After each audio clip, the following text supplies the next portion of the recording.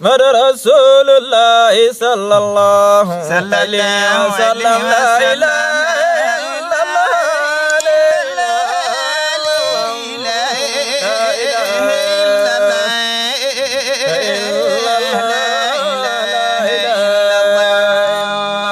الله محمد رسول الله صلى الله عليه وسلم لا إله إلا الله لا إله إلا الله لا إله إلا الله محمد رسول الله صلى الله عليه وسلم لا إله إلا الله لا إله وخير ما ينفق فيه المال قراءة القرآن عند الناس كزر وعمة القياس إذا يرى الأرض كمثل 70,000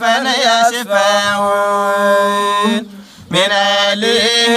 ولا يحسب ولا يشال على الروايات جميعا قالوا يا من يريد الغرب من مولاه فليقرأ قرآننا ينساه جل كل حرف مسروح سنك زكاة محن وسر سيئا وملك رأى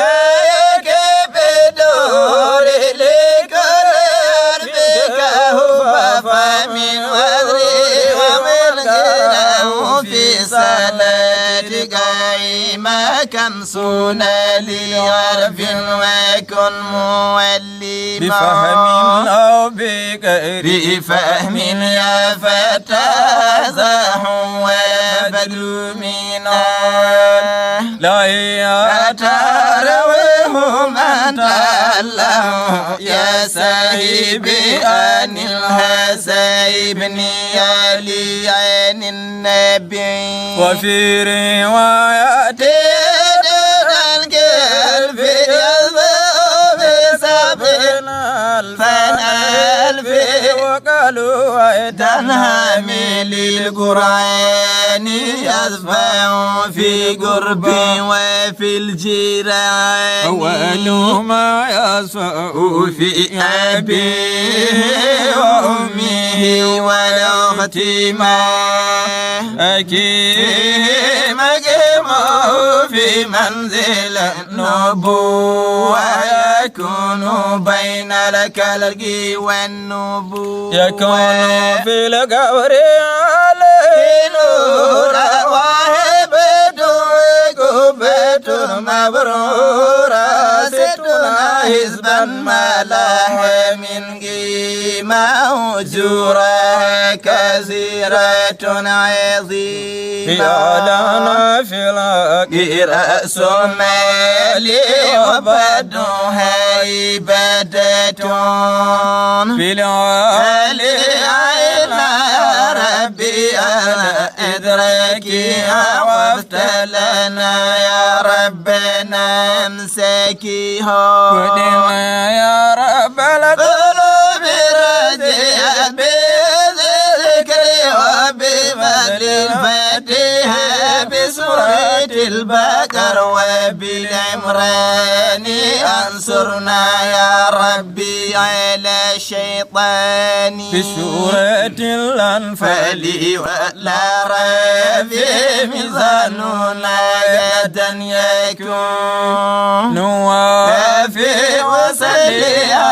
ربي وسلم عبد على محمد ومن به اقتدار نور الوجود زاد لله من جبهة كون العظيم جاه وعليه وصحبه لا غير ما دام ملك ربنا الغفار لا إله إلا الله. أعوذ بالله من الشيطان الرجيم. بسم الله الرحمن الرحيم. الحمد لله الذي تدانت لحكمته الأرواح وتباعدت بها هياكل الأشباح، والصلاة والسلام على سيدنا محمد الذي للشر مغلاق وللخير مفتاح، وعلى آله وأصحابه أولي الفلاح والنجاح. إخوتي في الله ولله وإلى الله، أحييكم بتحية الإسلام، تحية مباركة طيبة من عند الله، ألا وهي السلام عليكم ورحمة الله وبركاته. ورضي الله تعالى عن قلب رباني وغوث السمداني من ظهرت بركاته شرقا وغربا ومناقبه في الناس أجمن وعربا. الشيخ الشيوخ ساداتي الشيخ سعد أبيه ابن شيخنا شيخ محمد الفاضل درسومة الأفاضل قطب الأواخر مع الأوائل، وأن مريده وحبيبه شيخنا ووسيلتنا إلى ربنا الشيخ أحمد نجاي. بندرابي جولɓe caggal en jetti allahu subhanahu wa taala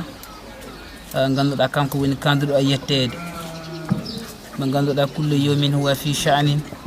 e kala ñalawmo walla kala seconde walla kala e heure kanko allah mo waɗi hen ko kewkewuji ɗe kewnata e mo ganduɗa kanko wimen a qur'an la ya'zubu anhu misqalu zarratin fi samawati wala fi l ardi wala asgharu min zalika wala akbaru illa fi kitabin mubin. on allah wona mo ganduɗa hay hunde suuɗata ko ɗum ndir asmanuji he walla ndir lesɗele he, so wona foof allah moni ɗum tongi e ndir lawhul mahfouz. e o mo ganduɗa ceerno Cheikh Sadou Abi hen men laynatno hunde e tawhid e kosajiɗi allah waɗani bani adama e woni aya oyo mo allah haalta qur'an inna fi khalqi samawati wal ardi واختلاف الليل والنهار والفلك التي تجري في البحر بما ينفع الناس وما أنزل الله من السماء من ماء فأحيا به الأرض بعد موتها وتصريف الرياح والسحاب المسخر بين السماء والأرض لآيات لقوم يعقلون. جمرالي وني تاغيغول اسمنوجي e lesɗele e lotodiral keneli e koode walla banque baɗaɗe hakkude lesde asman e ɗe laaɗe jahoje e nder jiituji teɗe cuukaji heɗe tehra. allah wi ɗum ɗo fof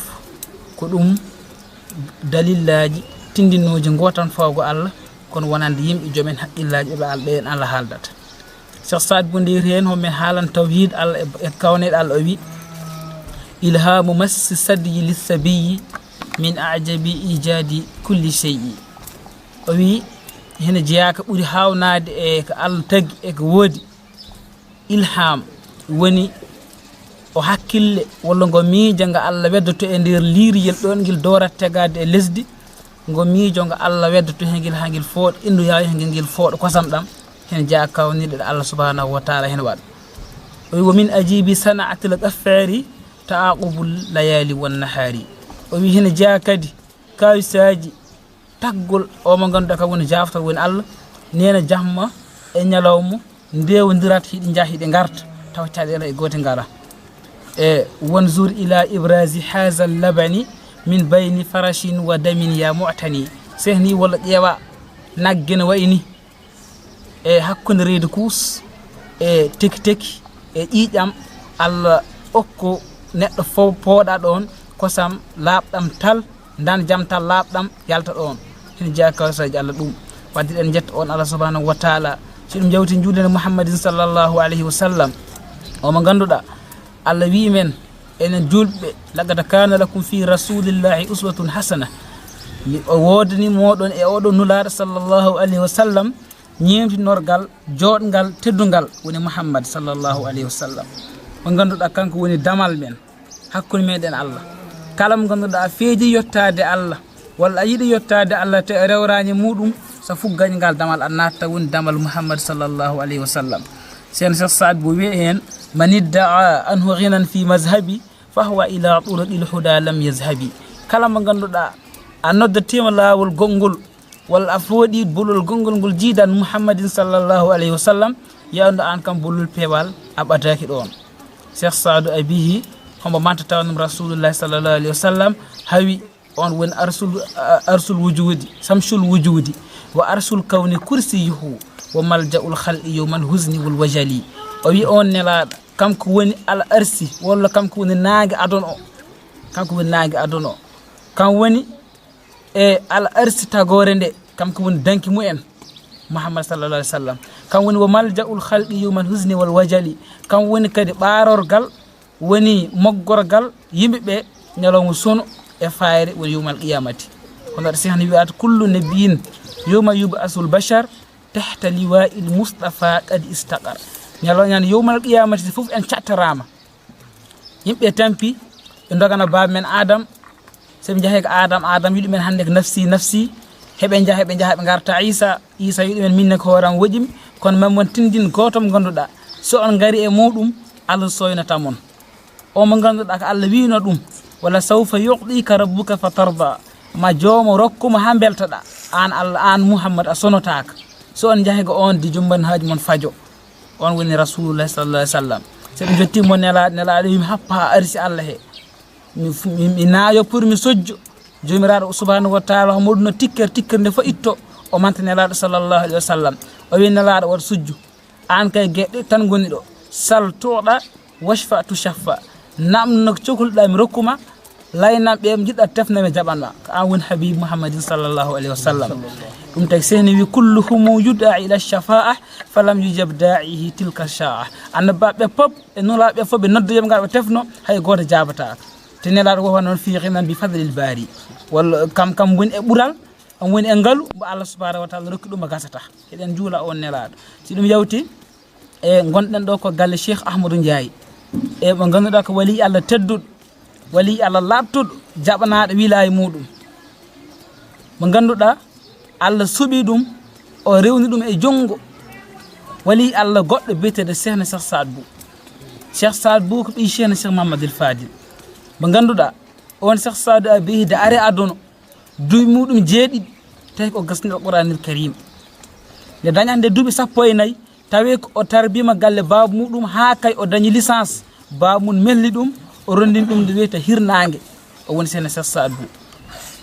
o wi kam Cheikh Saad Bou de tarbi baba mum haade baba mum ɗaccitata ɗum o wi ma ziltu an cheikhina al walid hatta lam tabqa minni sha'ratun illa wa tazkuru llaha bismin min asma'ihi khassan biha o wi mi sertani e babam min Cheikhna Cheikh Saad Bou babam jignaɗo Mamadou Fadil so wona ley ɓandam ɗi pop hen leybol fof watti innude Allah te noon jiida gongol innata ko Allah o wi mi serani e on façon o ha kay ɗo tolnimde haalande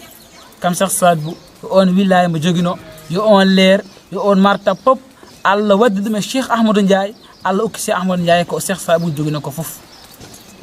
hene jeeya e ko ganduɗa ko hene jeeya ko ɓuuri hawnade min e Cheikh Ahmadou Ndiaye joom lobbuɗo o gallem joɗi ɗon han nandal mum ngal o nandi e nelaɗo sallllahu alayhi wa sallam Cheikhna Cheikh Ahmadou Ndiaye inde mum wiyete ko Ahmad nelaɗo sallllahu alayhi wa sallam inde muɗum ko Ahmadou hene Allah adda Qur'an Isa wa qala Isa ibnu Maryama ya bani Israil inni rasulullahi ilaykum musaddiqan lima bayna yadiya min at-taurati wa mubashiran bi rasulin yati min ba'di yasmuhu Ahmad Isa wino yimɓe muɗum min Allah nelmi e moɗon meɗo mon jangto ko ganduɗa ko heɗum woni ko Allah nelimi ko kono men mon weltanir noon ma annabi ar caggalam nelaɗo biyeteɗo Mouhammad woni Ahmad Cheikh Ahmadou Ndiaye nek Ahmadou wiyete nelaɗo Allah ko ummiyu woni ko human bin yani bindi Allah wino ɗum ko laata huɗɗuhu bi yaminika isan lartabal mubtilun woto windir Qur'an o jonguma sondoɓe cikkito nelaɗo janggana kono yiyetano windoɗo Cheikh Ahmadou Ndiaye nani hene jeeya ko ɓuuri hawnade e muɗum kamne o wona jangguɗo o janggani ay alluwal ƴeewa noon wali neɗɗo mo janggani alluwal kono waddate garat walla fondate walla pesdate ɓe ganduɗa gurdam mumen foof ko jangde ɓe mbannuɗam kam Cheikh Ahmadou Ndiaye nandi ɗon nelaɗo sallllahu alayhi wa sallam nandal gongal ngal nelaɗo Allah ko bajje Aminatu Cheikh Ahmadou Ndiaye ari o woni bajje Aminatu o woni bajje Tabara jaafa ɗon Cheikh Ahmadou Ndiaye ko goto yaye mum nulaɗo homo daña Makka o feeri maayoye Madina Cheikh Ahmadou Ndiaye nen o ari aduna ko Jolof kono o feeri ha o ari o mayɗo lobbudo teɗo gueɗe nayyi pop Allah homo rokki Cheikh Ahmadou Ndiaye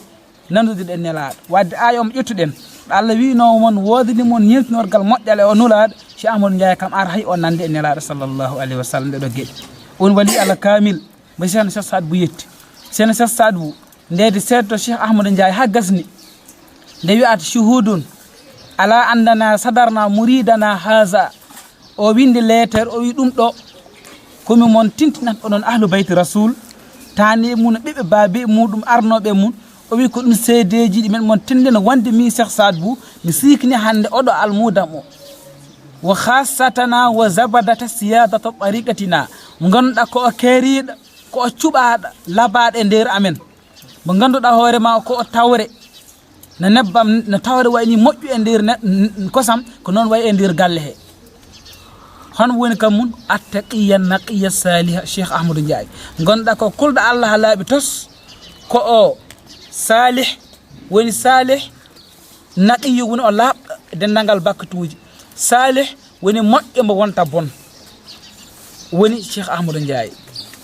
wo huwa muminul wasil o wi meɗa seedo mi Cheikh Saad Bou oɗo wali Allah mo cihnanmi hande biyete Cheikh Ahmadou Ndiaye ko o mumin ko juulɗo te kadi ko wasil ko o jottinowo Allah ko jottiɗo ko jottinowo ɗum taki won jimowo goto jimannoɗo o wi ko fa sara wasilan summa mo wassila wa sara kamilan summa mo kammila Cheikh Ahmadou Ndiaye de certa Cheikh Saad Bou woni jottinowo Allah tigui rigui ha pari o yetti Allah woni jottinowo sa wali Allah wona timmu tigui rigui mbawa wa Cheikh Saad Bou wiyata kazalahu magdaratun bil jazbi ma asuluki liɗɗariqi rabbi neɗɗo o wona won wali Allah tigui neɗɗo Allah noddo lawol Allah yo taw ha jogui ɗiɗo qualitiji woni hoɗum mo qayyidun bi kutubin wa sunnati bi qawlihi wa fi'lihi aqidati homo tongi e deftere Allah golle mun e haala mum homo kadi woni tongiɗo e sunna nelaɗo sallallahu alaihi wasallam e golle mun e haala mum andir hen ha wi yo taw homo wawi wat ko wiyete ko jazbu homo wawi ƴetta almudo o naw ɗum Allah yetto Allah direct taw tarbinani ɗum e doole tarbaki ɗum e ismuji o yettin tan o raari ɗum o yetto Allah wono jiyaɓe Allah waɗi hen ɓe gonduɗa ɓe soɓe daari neɗɗo tan rarande wotere nde tan yettinoyi neɗɗo Allah e Cheikh Saad Bou oɗo noon ko muminul wasil o wi fotañi ɗon o wi Cheikh Ahmadou Ndiaye allazi yanzuru bin nour Cheikh Ahmadou Ndiaye guetti mum ɗe ɗe jeeyi toon ɗe daratata ko annore nde immi ko e nder ɓernde woni nurun nubuwati alina la yazul annore nelaɗo sallah sallam nde Allah wanno sene Cheikh Saad Bou hene jippi hande ari Cheikh Ahmadou Ndiaye ha pari ɓernde nde kadi nde laaɓi ha annore watti toon yaltu ko ɗum Cheikh Ahmadou Ndiaye rardata wa yakhuzu bi hadiyati rasul o wi oɗo wali Allah Cheikh Ahmadou Ndiaye hene jogui droit mi okki ɗum digal yo jaggoy heedayi nelaɗo sallah sallam o ñaama hen ɗum dagani e wagada wakkalna salaha sarirati wa basirati o wi min Cheikh Saad Bou mi wakkirlima mi jaaɓi min Cheikh Saad Bou mi jaaɓi wonde oɗo Cheikh Ahmadou Ndiaye o feewi o selligui ɗum fof peewi o wi noon wa nasalullah bi ism o tori ha paari o wi wa nahnu ala zalika min ash-shahidin min Cheikh Saad Bou meɗa seedi ko kalami ko te noon min Cheikh Saad Bou e walla wilaya mum omo jogui e gandal mum ngal e barke mum e wonde mum tan nela sallah sallam o wi wa na'uzu billahi an nakuna min al jahilin mi en tore Allah mi en moolo Allah de min gonat yeɓe majjuɓe mi en ceedano neɗɗo tan yo welɗum taw wona gonga ala min lawi ko ɗum foof ɗum woni Cheikh Ahmadou Ndiaye e wadde nden wa asalullah bi ismillahi al azam mi toro Allah inde Allah mawde teddude nde wal jalalil afkham an yunsara wa yu'azza fil alami li ulwi wa sufli yo Allah okku ɗum mawnen ɗum teddana ɗum gila alami li ulwi wa alamul arwah yo alami sufli wa alamul shahada ɗum ɗo fof Allah okki ɗum Cheikh Ahmadou Ndiaye o mo joɗɗen hande galle muɗum wadde eɗen mbi yurmede e kisal yo won e dow mum eɗen juuro khalifa mum hande ɗo woni Cheikh ɗin woni Cheikh Ahmadou Ndiaye eɗen toro yo Allah junno balɗe mum eɗen belto kadi e jota he tawde en kawri hembo woni hembo ko Chérif tan Cheikh Mouhamadoul Fadil mo ganduɗa tanum ko afa Cheikh Mouhamadoul Fadil woni Chérif Hadram Khaddam uldu Cheikh Sidi Bouya Haddamin uldu Cheikh Al Haddamin uldu Cheikh Sidati uldu Cheikh Al Khalifa uldu Cheikh Mouhamadoul Fadil ibnu Mamin ko on joyde hande oɗo jotayi wadde en gari hande eɗen mbaɗa yewtere e galle Cheikh Ahmadou Ndiaye e sen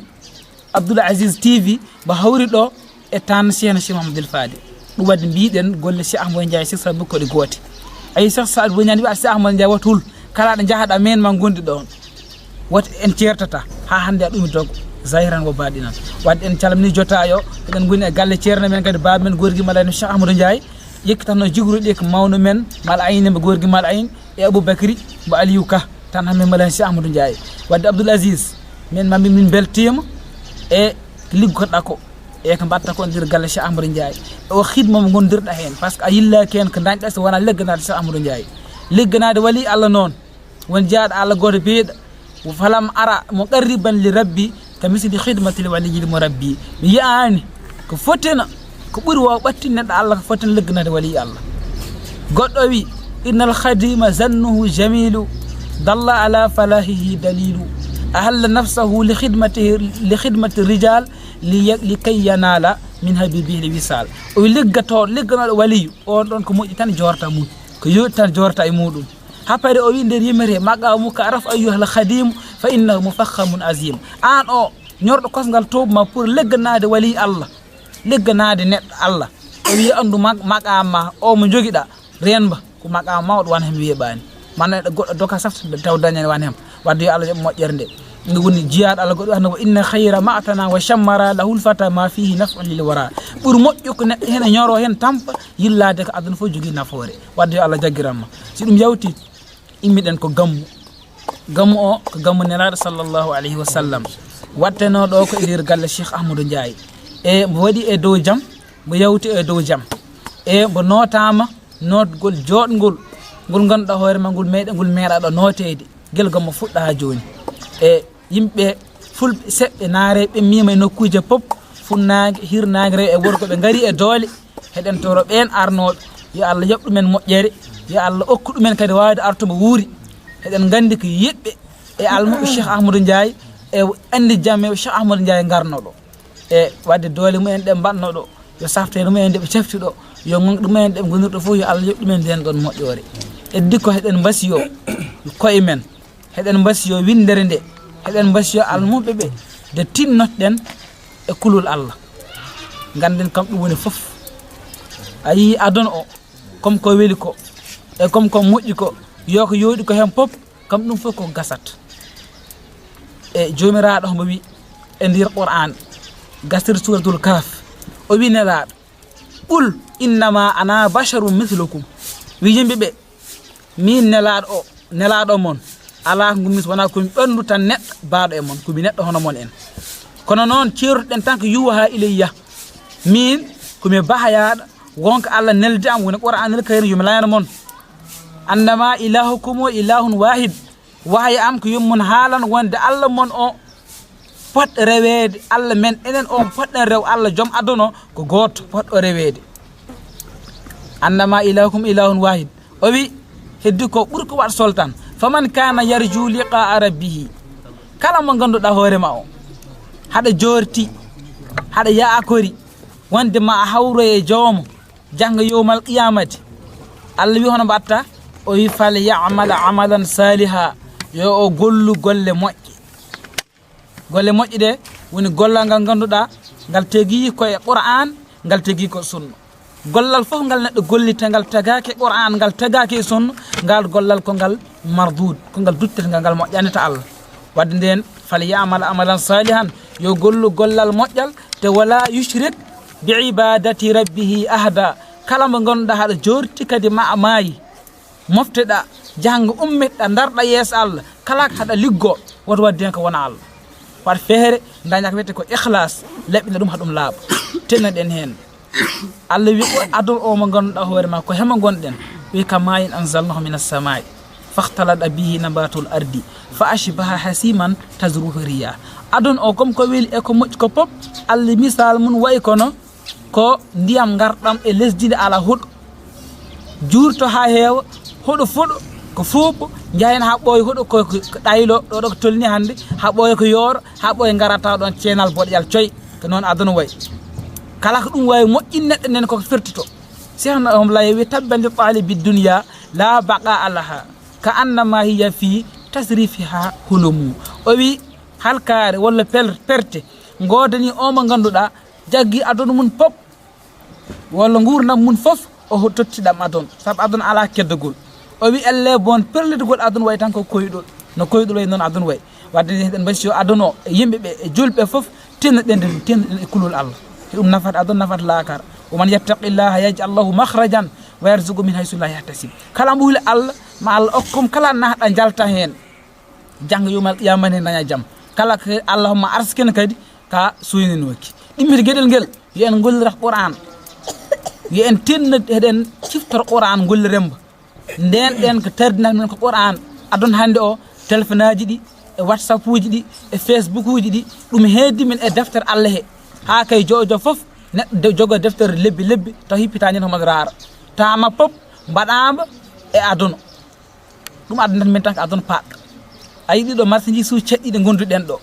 yo oɗo faaɗa ɗe kokke pop Allah wi foof ko eɗen mbaɗi ɗum Allah wi woman o arada an dhicri kala mbo ɗurni kala mbo nankani ga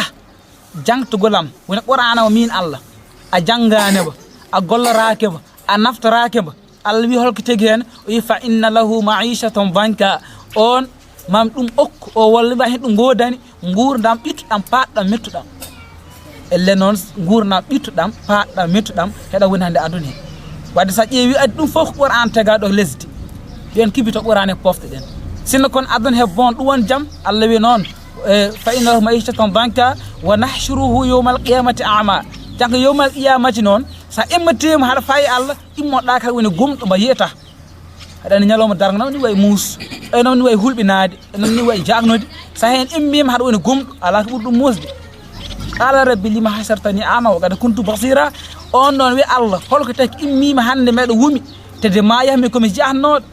Allah wi ɗum kazalika atatka ayati fa nasitaha wa kazalika al yawma tunsa Allah wi nide ayedam garduna ema an neɗɗo ay qur'an arinoma deftere arinoma jejjiɗɗandi gacciɗani les cartable ma tan walla nder auto ma walla sodañede bon timɗa téléphone aji ɗi jamma ñalawma a accani a janggani deftere nde jejjiɗɗami min hande mi jejjinma ko noon tan ɗum jobdima woni ɗo yo Allah danɗen hen wadde heɗen yimɓe tin e dal mumen Allah ko mbasiɗen koye canke gammu ɗum mbasi yettuɗen goto men foof yo janggoye deeni mum